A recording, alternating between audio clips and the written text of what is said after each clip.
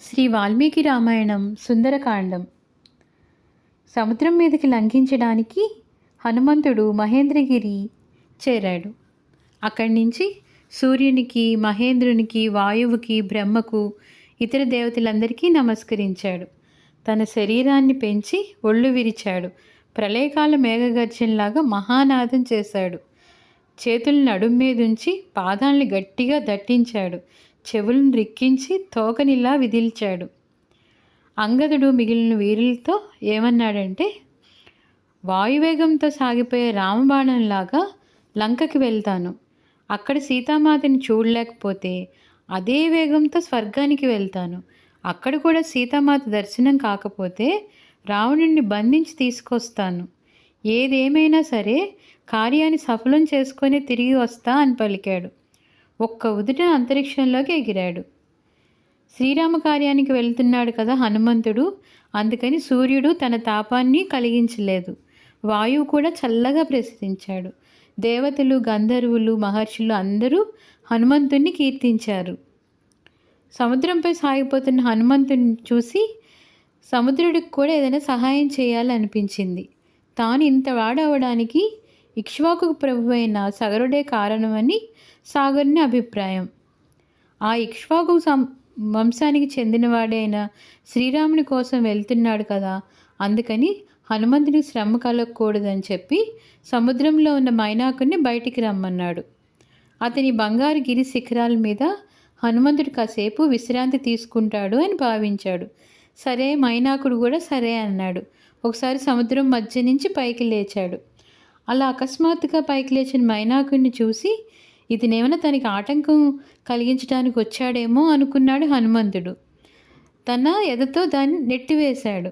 అప్పుడు మైనాకుడు ఆశ్చర్యపోయాడు. మానవ రూపంలో గిరిశిఖరం మీద నిలబడ్డాడు. అప్పుడు సముద్రుడు కోరిన కోరిక హనుమంతుడికి చెప్పాడు. అప్పుడు హనుమంతుడు మైనాకునితో, అసలు నీ మాటలకు తృప్తి పడ్డాను.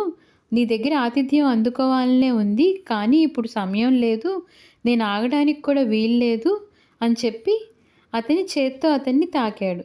అంటే అతని ఆతిథ్యం గ్రహించినట్లుగా తెలిపి ముందుకు వెళ్ళాడు. హనుమంతుని పరీక్షించటానికి వచ్చిన సురస అనే నాగమాత అతని సూక్ష్మబుద్ధిని, సమయస్ఫూర్తిని చూసి ఆనందించి ఆశీర్వదించింది. సింహిక అనే రాక్షసి హనుమంతుని మింగాలని చూసింది. కానీ హనుమంతుడు తన వాడైన గోళ్లతో సింహికని చీల్చేశాడు. అలాగే త్రికూట పర్వతం మీదున్న లంకకి వెళ్ళాడు హనుమంతుడు. 100 యోజనాలు ప్రయాణించినా కూడా అతనికి కొంచెం కూడా అలసిపోలేదు. శత్రు దుర్భేద్యంగా ఉన్న లంకను చూశాడు.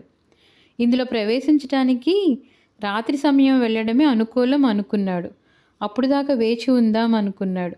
అనుకొని రాత్రి అవ్వగానే పిల్లి ప్రమాణంలోకి తన శరీరాన్ని కుదించుకొని లంకలోకి వెళ్ళాడు. ఇంతలో లంకాది దేవత లంకిని అతన్ని చూసింది. నీవెవరు, ఎందుకొచ్చావు అని నిలదీసింది. నిజం చెప్పు అని గద్దించింది. నన్ను కాదని నువ్వు లంకలోకి ప్రవేశించలేవటం సాధ్యం కాదు అంది. నా చేతిలో నీకు చావు తప్పదు అని హనుమంతుడిని బెదిరించింది. అప్పుడు హనుమంతుడు, లంకానగరం చాలా అందంగా ఉంటుందని విన్నాను, ఒకసారి చూసెళ్దామని వచ్చాను, చూశాక వచ్చిన దారినే వెళ్ళిపోతాను అన్నాడు.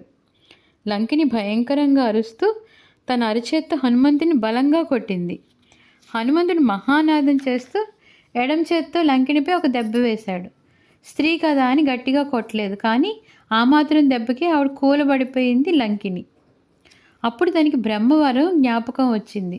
ఒక వానరుడు వచ్చి లంకిని జయిస్తే అప్పుడు రాక్షసులు కీడు మూడుతుందని బ్రహ్మ చెప్పాడు. ఓహో, ఆ సమయం దగ్గరకు వచ్చింది అని హనుమంతునితో చెప్పి లంకలోకి వెళ్ళమని చెప్పింది. హనుమంతుడు ముఖద్వారం గుండా లంకలోకి వెళ్ళలేదు. ప్రాకారం పైనుంచి దూకి వెళ్ళాడు. అడిగోలా ఎడమ పాదం ముందు పెట్టి వెళ్ళాడు. శత్రువుల వద్దకు వెళ్ళే సంప్రదాయం అది. లంకలో ప్రవేశించి హనుమంతుడు చిత్ర విచిత్రాలైన ఇండ్లను చూశాడు. అక్కడ సంగీత మాధుర్యాన్ని విన్నాడు, వేదఘోషని విన్నాడు, రకరకాల వాళ్ళని చూశారు. సర్వాంగ సుందరంగా ఉన్న రావణుని భవనాన్ని కూడా చూశాడు. ఎక్కడ సీత జాడ లేదు. మహాపార్శ, కుంభకర్ణ, విభీషణ, మహోదర, విరూపాక్ష, జిహ్వాదులు భవనాలన్నీ వెతికాడు. ఇంకా తర్వాత రావణుని అంతఃపురంలోకి వెళ్ళాడు. అక్కడ చాలామంది స్త్రీలు చెల్లాచెదురుగా పడుకొని నిద్రపోతున్నారు. ఒక ప్రత్యేక శయ్య పైన పవలించిన ఒక స్త్రీని చూశాడు. ఆవిడ చాలా సౌందర్యంతో వెలిగిపోతుంది. ఆమె రావణుని భార్య మండోదరి. కానీ హనుమంతుడు సీత ఏమో అని భ్రమించాడు. నేను సీతను చూశాను అనుకొని గెంతులేశాడు. కానీ కాసేపటికి తన ఆలోచన తప్ప అని అనిపించింది. ఎందుకంటే శ్రీరాముని ఎడబాటుతో ఉన్న సీత ఇక్కడ ఉండదు కదా, ఆవిడెందుకు శయ్యపై పవలిస్తుంది అని అనుకొని ఆమె సీత కాదు అని నిశ్చయించుకున్నాడు. ఎక్కడ సీత జాడ తెలియపోయేసరికి అమ్మో సీత చనిపోయిందేమో అని సందేహించాడు.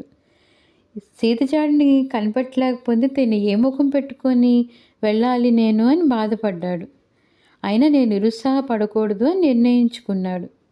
ఇప్పటి వరకు ఏ ప్రాంతాలు వెతకలేదో అవన్నీ వెతకాలి అని తీర్మానించుకున్నాడు. ఎక్కడికి వెళ్ళినా నిరాశ కలుగుతుంది. సీత కనబడలేదని చెప్తే శ్రీరాముడు బతకడు, అతడు లేకపోతే లక్ష్మణుడు బతకడు.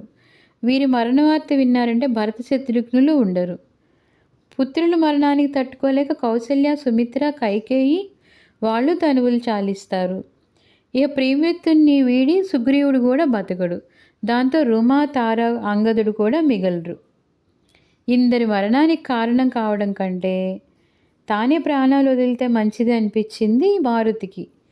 కానీ ఆలోచించి చూస్తే ఆత్మహత్య కన్నా బతికుండడమే ఎన్నో విధాల ఉత్తమం అనిపించింది. చచ్చి సాధించేదేంటి? బతికితే సుఖాలను పొందవచ్చు, శుభాలను పొందవచ్చు. బతికి ఉన్న వాళ్ళు ఎప్పుడైనా కలుసుకోవచ్చు. అందుకే ప్రాణాలు నిలుపుకోవాలని నిర్ణయించుకున్నాడు.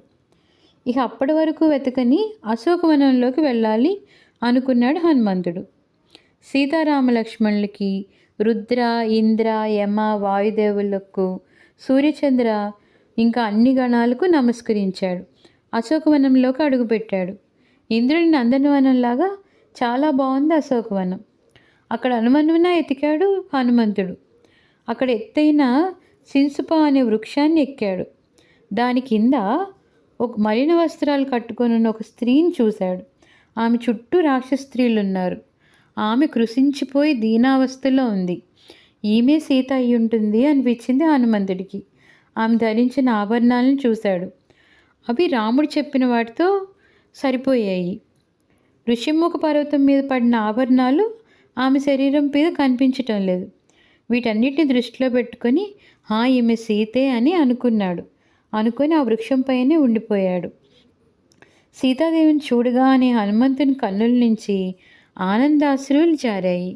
శ్రీరాముని తలుచుకొని నమస్కరించాడు.